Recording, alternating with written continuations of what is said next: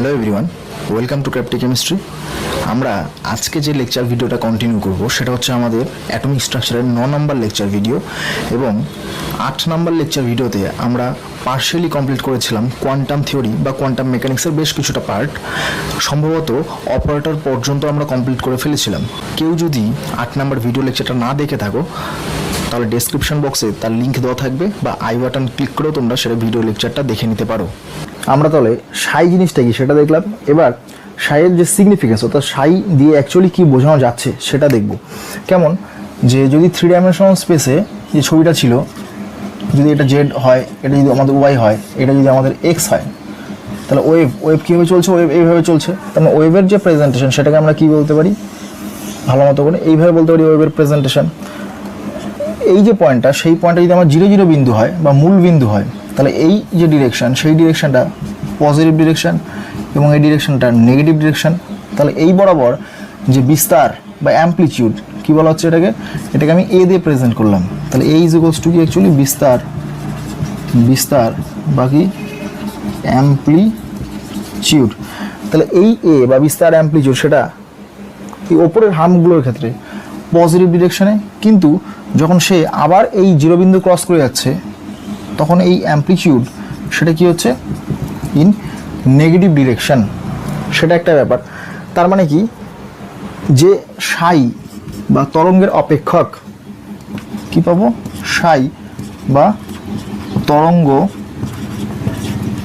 অপেক্ষক, তার মান কি হতে পারে? Both positive and negative. তার মান পজিটিভ হতে পারে আবার নেগেটিভ হতে পারে। তাহলে এবার সেম কণা, এই তরঙ্গটা তো একটা ইলেকট্রনের আবর্তন, সেই আবর্তনের জন্যই পাচ্ছিলাম। তাহলে সেম কণা একবার পজিটিভ ডিরেকশন থাকছে, একবার নেগেটিভ ডিরেকশন থাকছে। তার মানে তাদের যে অবস্থান, সেই অবস্থানটা ফ্লাকচুয়েট করে যাচ্ছে, সেই অবস্থানটা আমরা বুঝতে পারছি না। তাহলে এই সাই যেটা রিলেটেড কি? সিঙ্গেল ইলেকট্রন, একটা ইলেকট্রনের সাথেই তো সাইটা রিলেটেড, কিন্তু তার একটা সময় কি হচ্ছে পজিটিভ ডিরেকশনে পাচ্ছি, একটা সময় কি পাচ্ছি নেগেটিভ ডিরেকশনে পাচ্ছি। তার মানে নো ফিক্সড পজিশন, কোনো রকম ফিক্সড পজিশন পাচ্ছি না। সেই কারণের জন্য কি বলা হচ্ছে যে সাই হ্যাজ রিয়েলি নো সিগনিফিকেন্স। কি? হ্যাজ নো রিয়েল সিগনিফিকেন্স, মানে এর অ্যাকচুয়ালি কোনো যুক্তিযুক্ত নেই বা যৌক্তিকতা নেই। কেন? কারণ একই জিনিস, একই পার্টিকেল, সেম পার্টিকেল একবার পজিটিভ ডিরেকশনে পাবো, আবার নেগেটিভ ডিরেকশনে, আবার পজিটিভ ডিরেকশনে, আবার নেগেটিভ ডিরেকশনে। তার মানে পজিশনটা ফিক্সড করে বলতে পারছি না। এই জন্য কী বলছে, এর রিয়েল কোনো মানে বাস্তবিক কোনো বা আদৌ কোনো সিগনিফিকেন্স নেই। এই সাইকেই বলা হচ্ছে কি আমাদের অ্যাটমিক অরবাইটাল বা পারমাণবিক কক্ষক। আপাতত আমরা জানতাম কি কক্ষ, তার মানে ক্লাসিক্যাল মেকানিক্স দিয়ে কক্ষ, সেই শব্দটা কক্ষক কথার অর্থ হচ্ছে অরবাইটাল, কিন্তু আপাতত আমরা কি জানতাম কক্ষ বা অরবিট, সেটা কার ওপর? সেটা হচ্ছে ক্লাসিক্যাল মেকানিক্স দিয়ে ব্যাখ্যা করতে পারছিলাম, কিন্তু অরবাইটাল সেই শব্দটা কার জন্য আসলো? সেই শব্দটা কিন্তু কোয়ান্টাম মেকানিক্সের জন্য আসলো। এই যে সাই বা অ্যাটমিক অরবিটাল, তার ডেফিনেশন হিসেবে কি লিখতে পারি? সাইটা অ্যাকচুয়ালি কি? সাইটা হচ্ছে আমাদের সিঙ্গেল ইলেকট্রনিক ওয়েভ ফাংশন। কি? যে একটা ইলেকট্রনের ঘূর্ণন হচ্ছে, সেই জন্য লিখলাম কি সিঙ্গেল ইলেকট্রনিক। এবার সেই ইলেকট্রনের ঘূর্ণনের ফলে কি পাচ্ছি? আমরা একটা ওয়েভ ফাংশন পাচ্ছি। তাই সাইকে কি বলা হচ্ছে? সিঙ্গেল ইলেকট্রনিক ওয়েভ ফাংশন, বা বাংলায় বলতে গেলে একটি ইলেকট্রনের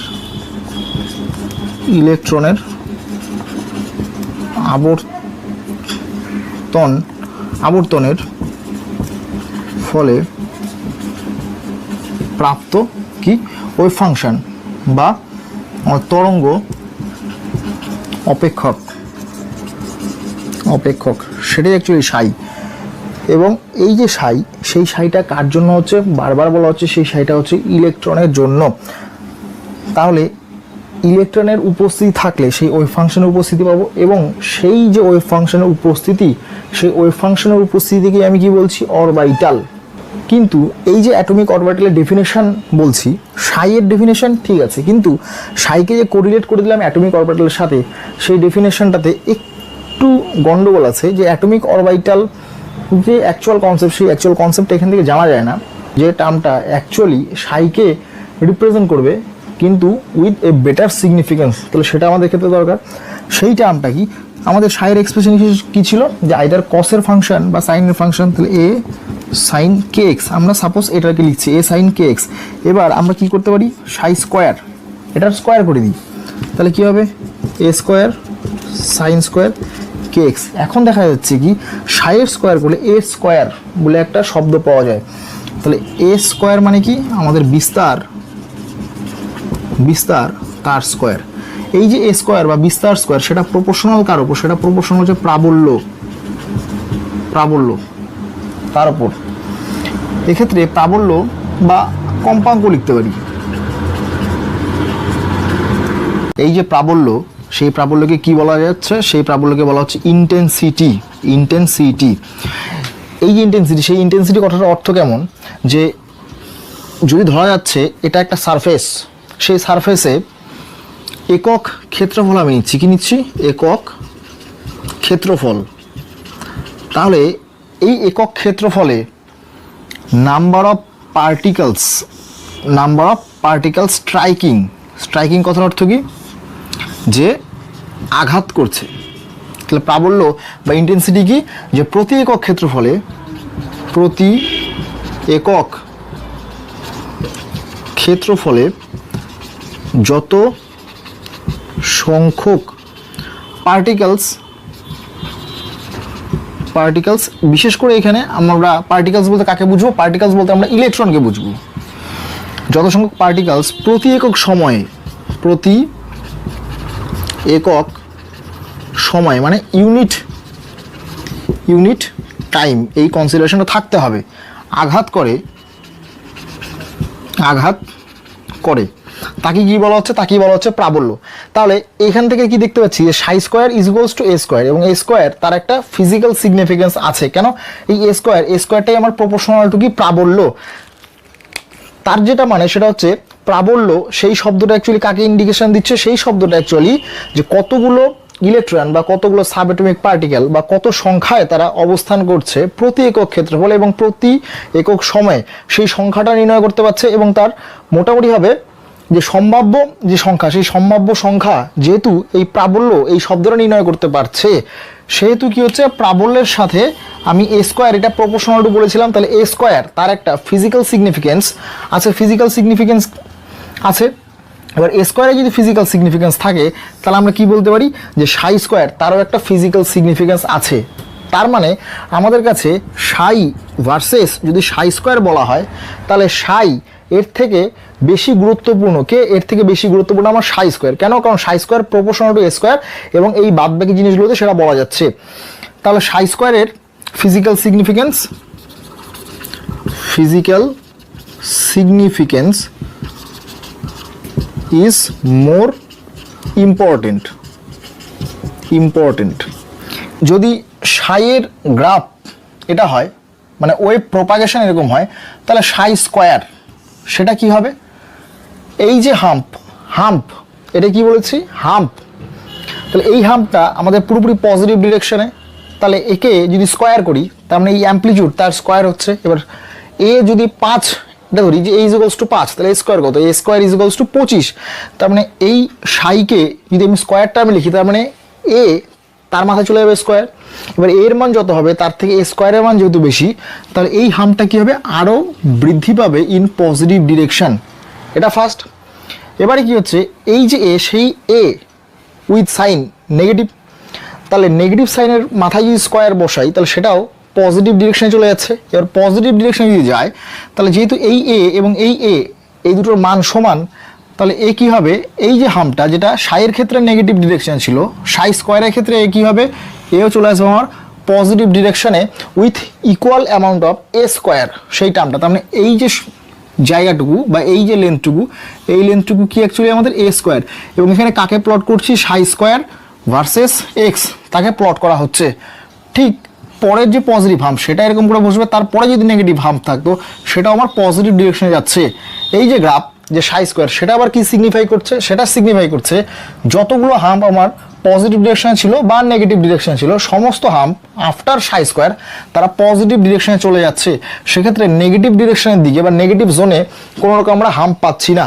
তাহলে এটাও একটা আমাদের ফিজিক্যাল সিগনিফিকেন্স কি, all the humps HUMPS humps are in positive direction with কি a square। হেডিং দিচ্ছি কি কার্টেসিয়ান ভার্সেস পোলার কোঅর্ডিনেটস।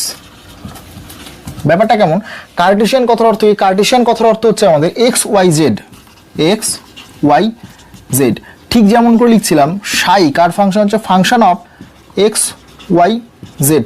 তাহলে এই সাইকে যদি এক্স এর সাপেক্ষে আমি গ্রাফ প্লট করা হয় বা সাইকে ওয়াই এর সাপেক্ষে বা সাইকে জেড এর সাপেক্ষে, তাহলে সেই গ্রাফগুলো কি হচ্ছে, সেই গ্রাফগুলো আমাদের কার্টেসিয়ান কোঅর্ডিনেটের মধ্যে চলে যাচ্ছে। কিন্তু যখন পোলার কোঅর্ডিনেট বলবো সেটা আমাদের আর থিটা এবং ফাই তার ওপর ডিপেন্ডেন্সি, মানে কি এক্ষেত্রে psi is equals to function of কার ক্ষেত্রে হবে আর থিটা এবং ফাই।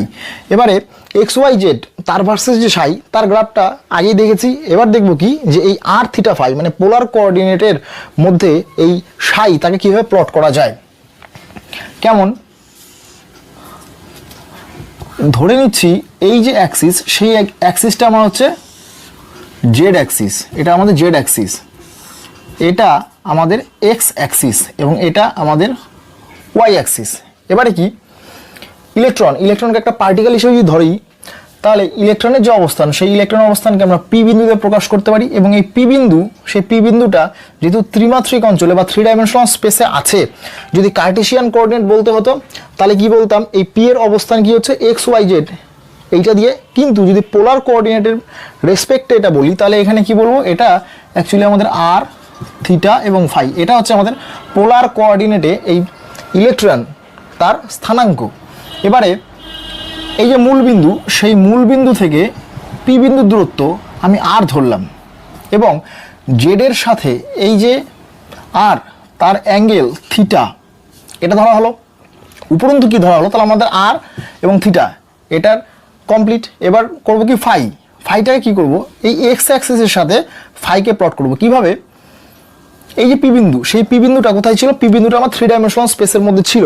এবারে এই যে পি বিন্দু সেই পি বিন্দুর একটা প্রজেকশন কথার অর্থ কি ছায়া।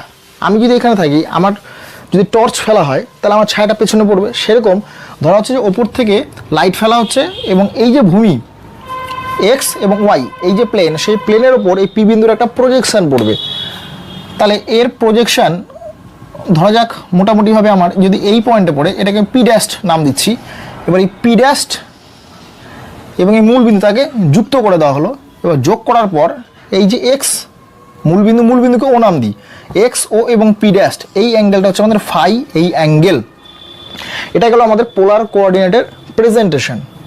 এবারে আমরা এক্স ওয়াই এবং জেড তার যে মান সেই মান আর থিটা এবং ফাইয়ের রেসপেক্টে দেখব। ফিজিক্সে আমরা একটা টার্ম জানি বা একটা ট্রিক্স, সেই ট্রিক্সটা কি লাগা কস খাড়া সাইন, মানে থিটা যে অ্যাক্সিসের সাথে ডিরেক্টলি লেগে থাকবে সেই অ্যাক্সিস বরাবর অতিভুজের যে উপাংশ সেই অতিভুজের উপাংশকে কি ধরা হচ্ছে কস থিটা। তাহলে আর এর যে উপাংশ এই জেড বরাবর যাচ্ছে তাকে কি ধরা হচ্ছে যে আর কস থিটা। তাহলে এই আর কস থিটা এই ভ্যালুটা কার সাথে সমান, এই ভ্যালুটা সমান হচ্ছে জেড এর সাথে। ঠিক একই রকমভাবে যদি জ্যামিতি করে বের করা যায় যে আমাদের এক্স হচ্ছে কি, এক্স হচ্ছে আর কস থিটা সাইন ফাই এবং ওয়াই ইজ ইকুয়ালস টু কত হচ্ছে আর সাইন থিটা সাইন ফাই। এগুলো বেশ জ্যামিতি করে বের করা যায়।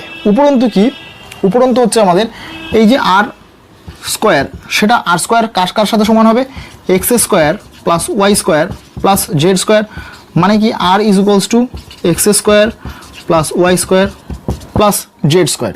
আমাদের যে শ্রোডিঞ্জারের সমীকরণটা ছিল সেটা কি ছিল, D square psi by D x square plus D square psi by D Y square plus D square psi by D Z square plus কী ছিল 8 pi square M by H square E minus V into psi is equals to 0।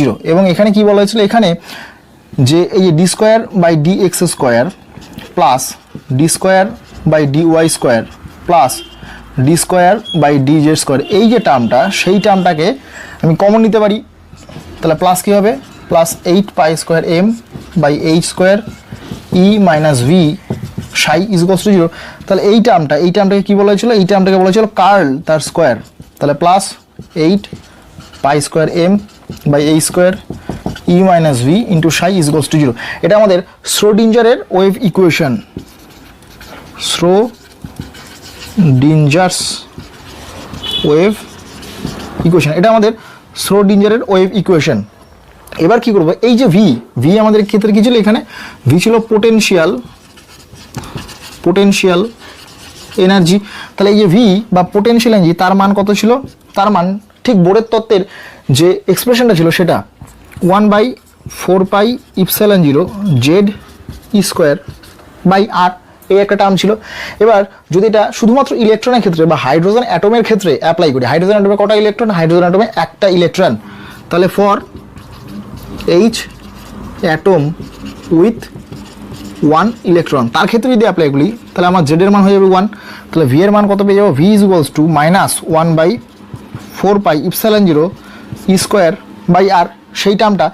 এবার এই আর এর যে মান, সেই আর এর expression এখান থেকে পেলাম, সেই মানটা এখানে যদি বসিয়ে দেওয়া যায় তাহলে কত হবে, -1/4 pi epsilon 0 E square by √x square plus Y square plus Z square. এই যে ভ্যালুটা সেটা হচ্ছে আমাদের ভি এর ভ্যালু। এবং ই কী ছিল, ই ছিল আমাদের মোট শক্তি বা টোটাল এনার্জি। তাহলে এই যে ই মাইনাস ভি, এই ই মাইনাস ভি অ্যাকচুয়ালি কি, এটা আমাদের total energy minus potential energy, actually কি হচ্ছে আমাদের কাইনেটিক এনার্জি। এবং এই কাইনেটিক এনার্জিটা কার সাথে সম্পর্কযুক্ত ছিল, আমাদের ডি ব্রগলি যে ওয়েভলেন্থ সেটা কি ছিল h/mv। তাহলে এখান থেকে আমরা কি লিখতে পারি যে half of mv square is equals two, যদি ই হয়, ই না দিয়ে এখানে কাইনেটিক এনার্জি বলি, কাইনেটিক এনার্জি সেটা ছিল, এটা কাইনেটিক এনার্জি। তাহলে এই রিলেশনশিপ থেকে এই দুটোকে যদি সমান করা যায় তাহলে সম্ভবত এইরকম একটা ইকুয়েশন আসে, √2m ইন্টু কাইনেটিক এনার্জিকে সাপোজ ধরা যাচ্ছে আমাদের কে ড্যাস্ট। তাহলে কে ড্যাস্ট এই একটা সম্পর্ক ছিল, তার মানে কি ল্যামডা প্রপোর্শনাল টু √1/k ড্যাস্ট, এই একটা রিলেশনশিপ। সেই সাইয়ের ডিপেন্ডেন্সি আমি আপাতত কার উপর বললাম, আর থিটা এবং ফাই। এক্ষেত্রে আরেকটা জিনিস বলা হয়নি, সেটা হচ্ছে এই যে থিটা, সেই থিটাকে কি বলা হয়, সেই থিটাকে বলা হয় আমাদের ZEINTH, জেনিথ অ্যাঙ্গেল।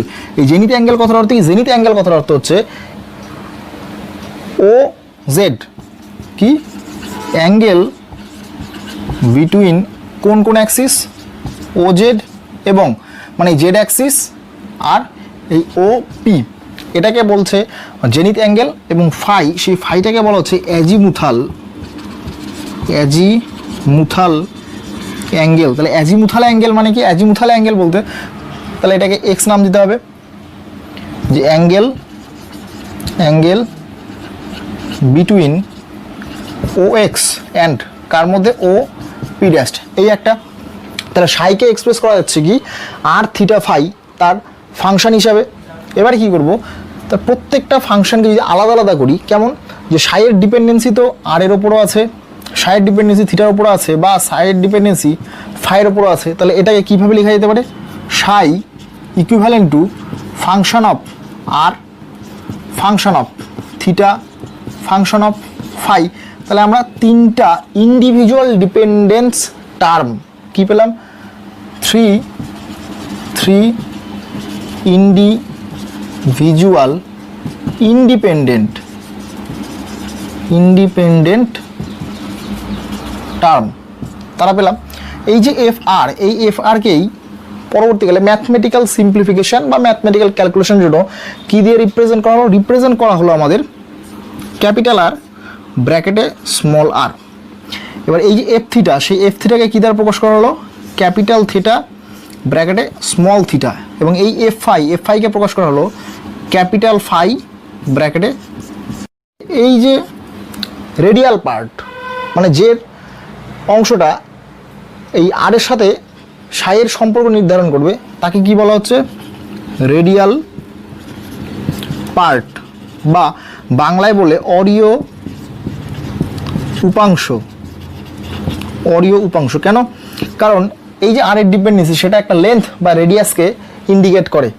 এরপরে এই পুরো জিনিসটা কি angle, dependency of angle, dependency on angle. কেন? কারণ থিটা এবং ফাই দুটোই হচ্ছে আমাদের কি কোণ বা অ্যাঙ্গেল, তার ডিপেন্ডেন্সি শো করছে সাইয়ের ওপর। তাহলে এই দুটো টার্মকে একসাথে এইভাবে লেখা যায় capital Y theta comma phi, এবং এটাকে কি বলা হয়? এটাকে বলা হয় অ্যাঙ্গুলার পার্ট। এই শব্দটা কি আমাদের অ্যাঙ্গুলার পার্ট বা যে কৌণিক উপাংশ, কৌণিক উপাংশ। এই আর আর মানে অরীয় উপাংশ, তার যে ডিপেন্ডেন্সি বা এই যে অরীয় উপাংশ সেটা রিলেটেড কার সাথে? সেটা রিলেটেড দুটো কোয়ান্টাম নাম্বার। একটা হচ্ছে আমাদের principal quantum number, principal quantum number যাকে স্মল এন দ্বারা প্রকাশ করা হচ্ছে। এই প্রিন্সিপাল কোয়ান্টাম নাম্বার বা স্মল এন এর নোটেশন সেটা বোরস থিওরি থেকে দেখে নিয়েছি। দুই নাম্বার কি? দুই নাম্বার হচ্ছে আমাদের azimuthal quantum number, azimuthal quantum number.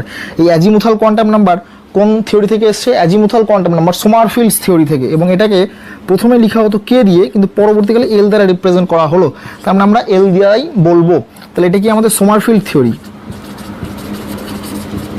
সোমারফিল্ডস theory সেটা থেকে আসলো, এবং এটা হচ্ছে বোরস থিওরি, বোরস থিওরি থেকে আসলো। এবার এই যে কৌণিক উপাংশ, কৌণিক উপাংশের দুটো টার্ম কেমন? এটাকে যদি ভেঙে লেখা হয় যে theta phi is equals to বা equivalent to capital theta of small theta, capital phi of small phi. এটা এই পার্ট এবং এই পার্ট, এই যে পার্ট সেই পার্টের ডিপেন্ডেন্সি আবার দুটো কোয়ান্টাম নাম্বারের ওপর। একটা কোয়ান্টাম নাম্বার কি আমাদের azimuthal quantum number, azimuthal quantum number বা স্মল এল এর ওপর, এবং দুই নাম্বার যে কোয়ান্টাম নাম্বার সেটা হচ্ছে আমাদের magnetic quantum number, magnetic quantum number বা স্মল এম এর ওপর। এবং শুধুমাত্র এই যে পার্ট সেই পার্টের ডিপেন্ডেন্সি একটা কোয়ান্টাম নাম্বারের ওপরই, সেটা হচ্ছে আমাদের ম্যাগনেটিক কোয়ান্টাম নাম্বার বা স্মল এম। এই যে ডিপেন্ডেন্সি পার্ট, সেই ডিপেন্ডেন্সি পার্ট থেকে আমাদের শর্ট কোশ্চেন তুলে দিচ্ছে কি যে অরীয় উপাংশ বা রেডিয়াল পার্ট তার ডিপেন্ডেন্সি কোন কোন কোয়ান্টাম নাম্বারের ওপর, কি বলবো? প্রিন্সিপাল কোয়ান্টাম নাম্বার এবং অ্যাজিমুথাল কোয়ান্টাম নাম্বার। তারপর কৌণিক উপাংশ বা অরীয় উপাংশ যদি একবারে বলে তাহলে কি বলবো? অ্যাজিমুথাল এবং ম্যাগনেটিক কোয়ান্টাম নাম্বার। কিন্তু ইন্ডিভিজুয়ালি যদি বলে আমাদের অ্যাজিমুথাল অ্যাঙ্গেল, সেই অ্যাজিমুথাল অ্যাঙ্গেল তার ডিপেন্ডেন্সি কার ওপর? তার ডিপেন্ডেন্সি শুধুমাত্র কিন্তু ম্যাগনেটিক কোয়ান্টাম নাম্বারের ওপর। কোয়ান্টাম থিওরির যে লাস্ট পার্ট, সেই লাস্ট পার্ট আলোচনা করলেই আমাদের ক্লাস 11 বা ক্লাস 12-এর জন্য আমাদের কোয়ান্টাম থিওরির বেসিক ইন্ট্রোডাকশান সেগুলো শেষ হয়ে যাচ্ছে। তাহলে হেডিং করছি কি ইম্পর্টেন্ট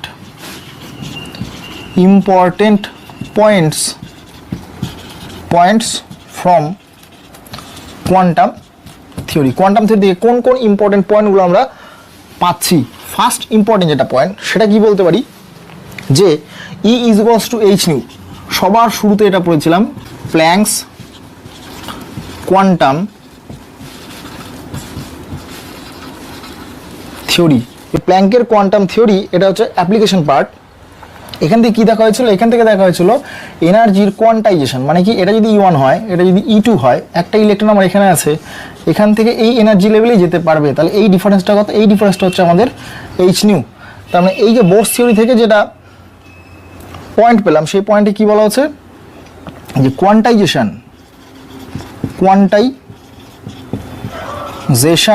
অফ এনার্জির কোয়ান্টাইজেশন। থার্ড নাম্বার যে পয়েন্ট, সেই থার্ড নাম্বার পয়েন্টে কি বলতে পারি? আমাদের এই যে কোয়ান্টাম থিওরি, সেই কোয়ান্টাম থিওরি থেকে অ্যাটমিক অরবিটাল তার রাফ কনসেপ্ট সেটা পেলাম। তোমার সাই যাকে কি বলা হচ্ছে অ্যাটমিক অরবিটাল, সেটা হচ্ছে আমাদের রাফ ROUGH, রাফ ওভারভিউ।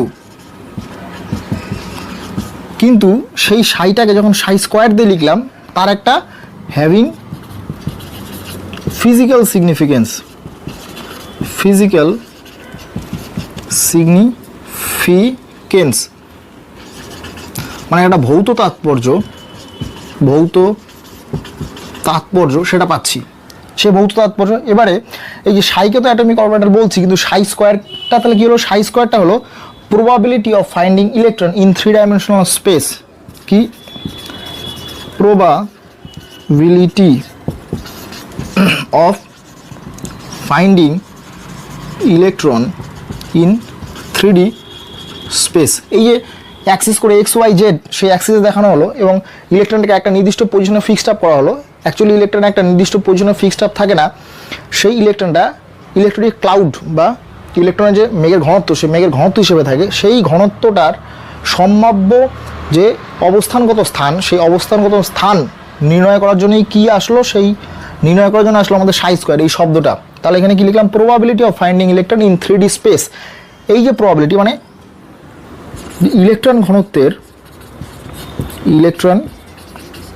ঘনত্বের সম্ভাব্য অবস্থান, সেটা আমরা দেখতে পাচ্ছি। এবারে যে প্রবাবিলিটি, সেই প্রবাবিলিটিটা কীভাবে দেখে? প্রবাবিলিটি দেখে হচ্ছে আমাদের সাই স্কোয়ার, এবং এটা কি modulus of Sai square into volume element. এই ভলিউম এলিমেন্টকে কি বলেছিলাম? এই ভলিউম এলিমেন্টকে বলা হয়েছিল ডিএক্স, ডিওয়াই এবং ডিজেড, সেইটা মাস্ট বি ইকুয়ালস টু 1। এটা হচ্ছে আমাদের প্রবাবিলিটি। এবং প্রবাবিলিটির ক্ষেত্রে যে লোয়ার লিমিট এবং আপার লিমিট, সেটা কত দিব? লোয়ার লিমিট দিব -ইনফিনিটি, আপার লিমিট দিব +ইনফিনিটি। কেন? কারণ বিশ্বব্রহ্মাণ্ডের যে সবচেয়ে লাস্ট পয়েন্ট, সে লাস্ট পয়েন্ট -ইনফিনিটি এবং সবচেয়ে হাইয়েস্ট পয়েন্ট সেটা +ইনফিনিটি। তাহলে এর মধ্যে যে কোনো একটা জায়গায় অবশ্যই ইলেকট্রনকে খুঁজে পাওয়ার সম্ভাবনা সর্বাধিক। এই যে ইলেকট্রনের ঘনত্বের সম্ভাব্য অবস্থান, সেই থেকেই নতুন একটা কনসেপ্ট আসলো। সেই কনসেপ্টটা অ্যাটমিক অরবিটালের যে ডেফিনেশন, সেই ডেফিনেশনকে একটু মডিফাই করলো। সেই মডিফিকেশন বা মডিফাইড ডেফিনেশনটা কি? যে ত্রিমাত্রিক অবস্থানে ইলেকট্রন ঘনত্বের খুঁজে পাওয়ার সম্ভাবনা যেখানে সর্বাধিক তাকে বলে কক্ষক বা অরবিটাল। সেটা যে probability of finding electron in 3D space is maximum, সর্বাধিক হতে হবে। সেক্ষেত্রে আমাদের প্রবাবিলিটি হচ্ছে 1। বা 4 নাম্বার যে পয়েন্ট পেলাম, সেই 4 নাম্বার পয়েন্ট থেকে কী বলা যাচ্ছে? Indication for quantum numbers.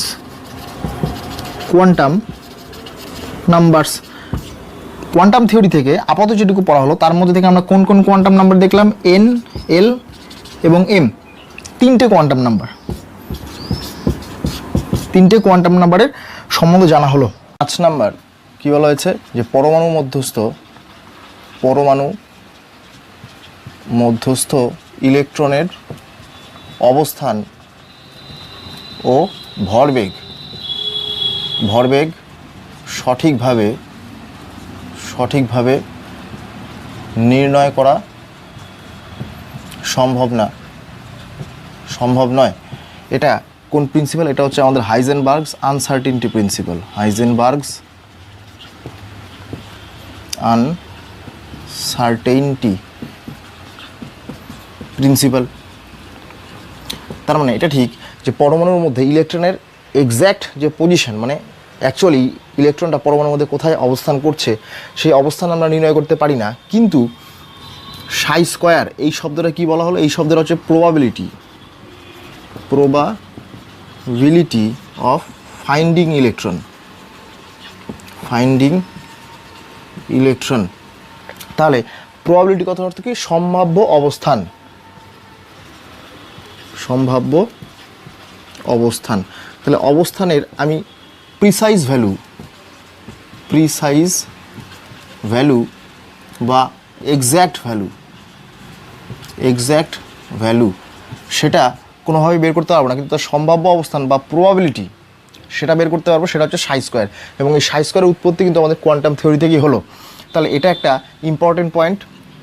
6 নম্বর যে পয়েন্ট বলতে পারি, যে শ্রোডিঞ্জারের একটা ইকুয়েশন ছিল, সেটা কি H carat Sai is equals two কী ছিল আমাদের ই সাই। এখানে এইচ ক্যারেট ছিল হ্যামিল্টনিয়ান অপারেটর, সেগুলো আগেই বলা হয়েছে। এবার যদি ধরা যাক আমাদের বোরন পরমাণুতে ইলেকট্রন সংখ্যা কটা, মোট 5টা ইলেকট্রন। তাহলে এই 5টা ইলেকট্রনের জন্য আমাদের কি হবে, সাই 1 পাবো, সাই 2 পাবো, সাই 3 পাবো, সাই 4 এবং সাই 5। কেন? কারণ এই সাইকে কী বলা হলো, single electronic wave function, single electronic wave function. এবার এই সিঙ্গেল ইলেকট্রনিক ওয়েভ ফাংশন কেন বলা হচ্ছে, কারণ সাই এটা একটা ইলেকট্রনের জন্যই এই সাই এটা আসলো। তাহলে এখানে টোটাল কটা ইলেকট্রন, এখানে হচ্ছে টোটাল আমার 5টা ইলেকট্রন। তাহলে 5টা ইলেকট্রনের জন্য আমাদের সাই 1, সাই 2, সাই 3, সাই 4 এবং সাই 5 পাবো। এবং এই সাই 1গুলোর ওপর যদি এই হ্যামিল্টনিয়ান অপারেটর তাকে দিয়ে অপারেশন করানো যেতে পারে, এইচ ক্যারেট দিয়ে সাই 1-এর ওপর অপারেশন করাবো, সাই 2, সাই 3, সাই 4, সাই 5। এই 5টা যে আমাদের ওয়েভ ফাংশন, সেই ওয়েভ ফাংশনের ওপর আমি অপারেশন করাতে পারি 5 রকমভাবে। তাহলে এখান থেকে যেটা পাবো সেটা হলো কি, আমাদের E1 সাই 1, এখান থেকে পাবো কি E2 সাই 2, এখান থেকে কী পাবো E3 সাই 3, এখান থেকে E4 সাই 4, এখান থেকে E5 সাই 5। তাহলে এই যে E1, E2, E3, E4 এবং E5, এই যে এনার্জি টার্মগুলো বা যাকে বলা হয়েছিল কি আমাদের আইজেন ভ্যালু, তাহলে এখানে কটা আমার আইজেন ভ্যালু পেলাম, 5টা আইজেন ভ্যালু। তার মানে যতগুলো ওয়েভ ফাংশন থাকবে তার করসপন্ডেন্স আমরা আইজেন ভ্যালুগুলো পেয়ে যাচ্ছি। এবার এই 5টা আইজেন ভ্যালু যদি পাই, এই আইজেন ভ্যালুগুলি অ্যাকচুয়ালি কি, এই আইজেন ভ্যালুগুলি অ্যাকচুয়ালি শক্তিমাত্রা। মানে ঠিক কেমন ছিল, এই যে আমাদের নিউক্লিয়াসের পরে একটা শক্তিমাত্রা, 2টা, 3টা, 4টা, 5টা এরকম করে শক্তিমাত্রাগুলো থাকবে। তাহলে কি বলা যেতে পারে, যে বহু ইলেকট্রন বিশিষ্ট পরমাণুর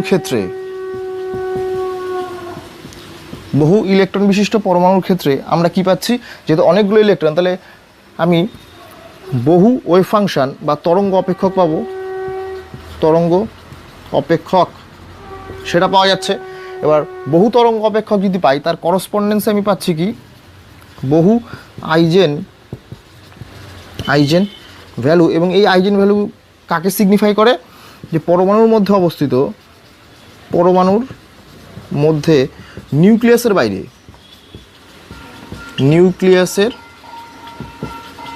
বাইরে শক্তি স্তর। এবার আমরা আগের থিওরিগুলো থেকে এই শক্তি স্তরকে কী বলতাম, শেল বা অরবিট। কিন্তু এখন যখন সাই স্কোয়ার শব্দটা নিয়ে আসলাম, এই শক্তি স্তরকে আমরা কী বলবো, অরবিটাল। তাহলে এই শক্তি স্তরের উপস্থিতি সেটা আমরা ভালো মতো জানতে পারছি। তাহলে এই জিনিসগুলো গেল কি, যে আমাদের important points from quantum theory থেকে আমরা কোন কোন বিষয়গুলো জানতে পারি। তাহলে আমরা আমাদের এই কোয়ান্টাম থিওরির আলোচনা ফর ক্লাস 11 এখানেই সমাপ্ত করছি। এবং এইটুকু থেকে যাবতীয় যা কোশ্চেন চলে আসবে, প্রচুর কিছু হয়ে গেল এই একটা ভিডিও লেকচারের মধ্যে। তোমরা পুরোপুরি ভিডিও লেকচারটা দেখে তারপর হচ্ছে আমাদের যে বই, রেফারেন্স বুক বা টেক্সট বুক, সেই টেক্সট বুকগুলো দেখতে থাকবে। আশা করি এই ভিডিও লেকচার তোমাদের ক্ষেত্রে খুবই হেল্পফুল হবে। এবং যদি তোমাদের এই ভিডিও লেকচার ভালো লেগে থাকে, তাহলে লাইক, কমেন্ট অবশ্যই করো এবং বন্ধুদের কাছে অবশ্যই শেয়ার করবে।